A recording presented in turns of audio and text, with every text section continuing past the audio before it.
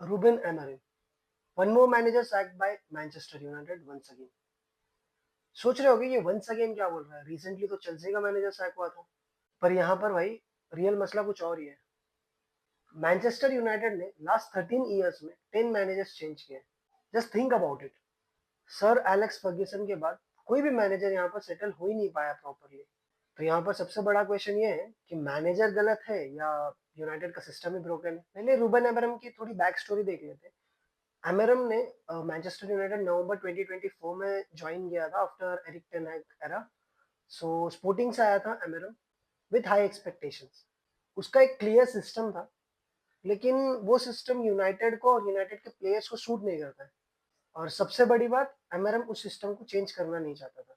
हर post match interview में यही बोलता था कि अब तुम मुझे सिस्टम चेंज करो बोल रहे हो, बट जब ये सिस्टम चलेगा तो you guys will press me.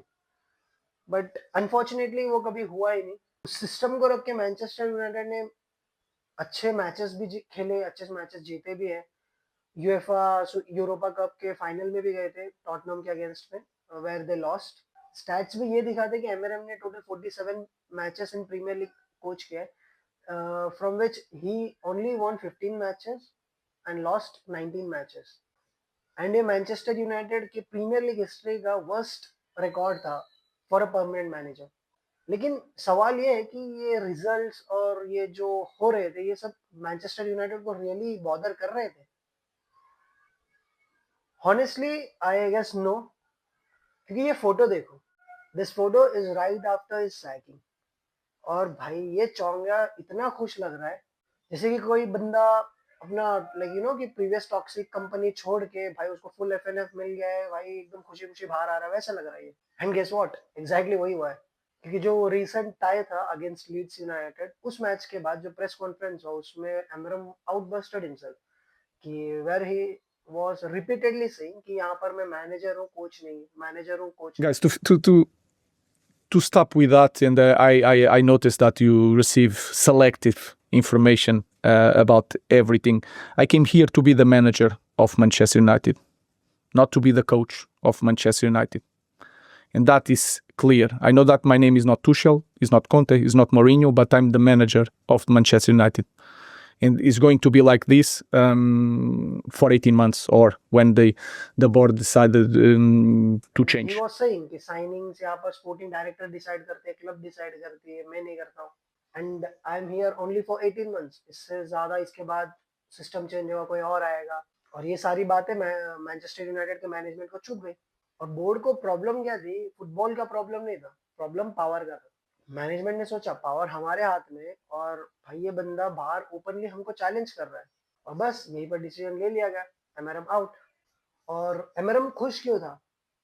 Simple reason से वो ज्यादा हैप्पी नहीं था अगेंस्ट यू नो कि फॉर हिज सैकिंग। यहाँ पर क्लब ने खुद सैक किया है, it was not a mutual separation. So उसका जो सैलरी था अप्रॉक्स 15 मिलियन, तो उसको वो सेटल करके मिल रहा था। So that's the reason why he was happy. क्योंकि प्रेशर गया, स्ट्रेस गया और पैसे आए, तो स्माइल ऑब्वियस रीजन आएगा ही। अब सबसे बड़ा सवाल आता है कि नेक्स्ट मैनेजर कौन? सो रूमर्स में तो बहुत सारे नाम आ रहे थे, और एक इंटरेस्टिंग नाम था जावी हर्नांडेज का। But as a Barca fan, I don't want our club legend to be going in Premier League. और honestly जावी का पोजिशनल प्ले ये मैनचेस्टर यूनाइटेड करंट प्लेयर्स को सूट भी नहीं करता। अगर जावी आता भी है तो प्रॉपर रीबिल्ड लगेगा, न्यू साइनिंग्स लगेंगे और पेशेंस लगेगा। इफ अगर इसमें से कुछ भी नहीं होता है तो या कि 6 मंथ्स बाद you will be seeing in Twitter कि जावी आउट के ट्रेंड चलेगा। फिलहाल के लिए क्लब अपने इंटरिम कोच के साथ आगे बढ़ रही है, कोई फिक्स नहीं है, सब रूमर्स चल रहे हैं। जावी का नाम भी इसी के लिए लिया था क्योंकि वो ज्यादा इंटरेस्टिंग लग रहा था। मैनचेस्टर यूनाइटेड का प्रॉब्लम मैनेजर के फुटबॉल से नहीं होता, उनके प्रॉब्लम्स होते ब्रोकन स्ट्रक्चर से, पावर स्ट्रगल से और नो लॉन्ग टर्म विजन। जब तक ये चेंज नहीं होंगे तो कोई भी मैनेजर आ जाए स्टोरी सेम रहेगी। और भाई जो कैंसेलो का move to Barcelona has been confirmed. और ये सिर्फ एक नॉर्मल ट्रांसफर नहीं है, इसने हिस्ट्रीज भी क्रिएट किए। फुटबॉल हिस्ट्री में ऐसा फर्स्ट टाइम हुआ है, same player same club loan पे 2 बार। ये सिर्फ बारसा के लिए नहीं, प्लेयर के करियर के लिए भी बहुत इंटरेस्टिंग केस स्टडी है। जॉ कैंसेलो सीजन 23-24 में भी बार्सिलोना में थे, और ऑनेस्टली जब थे तब परफॉर्मेंस भी सॉलिड था। Right sided creativity, inverted full back role, जब बिल्डअप प्ले में एक्स्ट्रा मिडफील्डर जैसे भी। इसीलिए फ्लिक और बारसा के मैनेजमेंट को लगा कि ये बंदे पे दोबारा ट्रस्ट कर सकते हैं। और कंसेलो के लिए भी ये मूव इमोशनल है, क्योंकि ही वांटेड यूरोपियन में टॉप लेवल फुटबॉल में, नॉट जस्ट मनी, क्योंकि सैलरी एंगल पे बड़ा सैक्रिफाइस किया, क्योंकि कंसेलो का जो current salary in Al Hilal is 15 to 17 million approximately year. फिर यहाँ पर जो बारसा के मूव के साथ आया, he had a salary deduction जहाँ पर वो सिर्फ 5 मिलियन ले रहा है, बट या कि if we are calculating that yearly salary 15 to 17, we can consider 16 million है, and half of the salary already got, जो 6 मंथ्स हो गए, मतलब हाफ ऑफ द सीजन हो गए। So half of the season के लिए 8 मिलियन हो रहा है, तो फिर बारसा आके his salary will be reduced down to 5 million.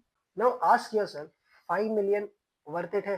For Cancelo yes, legacy, top level football, Champions League football. For Barca, I believe yes, because quality player है, low risk and low cost. इसीलिए ये सिर्फ एक transfer नहीं है, commitment move है। अब सबसे बड़ा डिबेट ये है कि राइट बैक खेलेगा, लेफ्ट बैक खेलेगा, या इन्वर्टेड फुल बैक बनेगा। और यहाँ पर मैं अपना ओपिनियन क्लियर बताना चाहता हूँ कि कुंडे को राइट बैक से मूव करके सेंटर बैक कर दे, जो रूमर्स चल रहे फिलहाल कि this will be the vision of flick करके। कुंडे राइट बैक पे डिफेंसिवली सॉलिड है, बिग मैचेस में रिलायबल, और फ्लिक के सिस्टम में ऑलरेडी फिट हुआ है। कंसेलो अगर आता है तो राइट बैक पे कंसेलो, सेंटर बैक पे कुंडे, ये पर्सनली मुझे रिस्की लगता है। लेकिन यहाँ पर एक बात याद रखनी पड़ेगी कि हैंसी फ्लिक नोस बेटर। वो सिस्टम बेस्ड कोच है, जो क्लब के बैलेंस के लिए सही रहेगा वही करेगा। हो सकता है कंसेलो रोटेशनल रोल में हो, या कि स्पेसिफिक मैचेस के लिए यूज हो, हाई पोजीशन गेम्स में स्टार्ट करे। और ये मूव सिर्फ स्टार्टर के लिए नहीं है, स्क्वाड डेप्थ के लिए भी था। ये मूव का एक और हिडन बेनिफिट मुझे लगता है कि जिराड मार्टिन और एरिक गार्सिया, ये टीम के बैकअप सेंटर बैक्स या फिर इवन स्टार्टिंग सेंटर बैक्स भी बन सकते हैं। Eric Garcia already centre back खेलता है, जिराड मार्टिन भी ऑलरेडी सेंटर खेलता है, और Eric Garcia even CDM role में भी खेल रहा है। अगर फ्लिक चाहता है तो एरिक गार्सिया को हाइब्रिड रोल में भी यूज कर सकता है, बिल्डअप प्ले के टाइम पे सीडीएम में खेले और डिफेंसिव फेस में सेंटर बैक बन जाए। और ये मॉडर्न फुटबॉल के हिसाब से परफेक्ट फिट है। अब यही क्वेश्चन आता है, is the move really worth it? I would say yes, but with conditions: low salary, tactical flexibility, familiar player, experience eight top level. बंदा इंजरी प्रोन नहीं है, डिफेंसिव लैप्सेस भी नहीं है, और ओवर रिलायंस का रिस्क भी नहीं है। अगर फ्लिक स्मार्ट रोटेशंस करे तो जॉ कंसेलो एसेट भी बन सकता है। अगर फोर्सफुली हर मैच भी खिलाए तो बंदा प्रॉब्लम भी बन सकता है। जॉ कैंसेलो का बारसा इमोशन प्लस लॉजिक का मिक्स है। ये ट्रांसफर दिखाता है कि बारसा अभी भी कोई भी प्लेयर को कन्विंस कर सकती है, सिर्फ उनके बैच के नेम पे। अब सब डिपेंड करता है फ्लिक के डिसीजन पे, और हॉनेस्टली इस मोमेंट पे आई ट्रस्ट फ्लिक। एंड जो रिजल्ट्स आने वाले, will be seeing that in coming matches.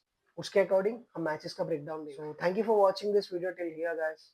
आपको ये मूव कैसा लगता है प्लीज कमेंट करके जरूर बता देना, और रूबेन अमेरम के सैक के बारे में भी, and who you want to see as next manager of Manchester United, एंड वो कब तक सर्वाइव कर सकता है। कमेंट कर ये सब जरूर से बता देना। मिलता हूँ आपसे नेक्स्ट न्यूज, तड़कते भड़कते अपडेट्स के साथ, ट्रांसफर न्यूज के साथ। Till that time, take care, signing off.